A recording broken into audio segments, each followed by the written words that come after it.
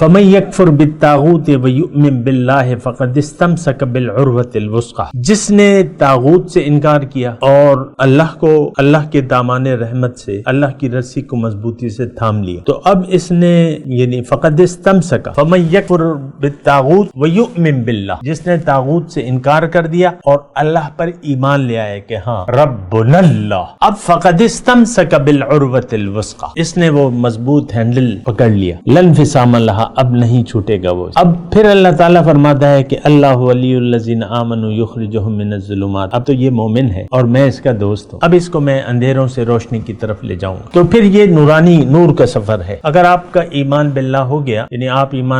نے ایمان قبول کر لیا، اللہ کو منزل بنا لیا اور لبیک اللہم لبیک کا نعرہ مستانہ کسی مرد حق کے سامنے آپ نے پڑھ لیا کہ میں تو رب کو مقصود بنانا چاہتا ہوں، آپ میری رہنمائی کریں، یہ ضروری ہے سامنے نکلا، یہاں پہ یہ نقطہ نوٹ کر لیں، تفصیل تو آتی رہتی ہے لیکن میں آپ کو یعنی آپ اکیلے یہ سب کچھ نہیں کر سکتے، ایک سچے شخص کے سامنے آپ جا کے اس سے رہنمائی طلب کریں گے، اس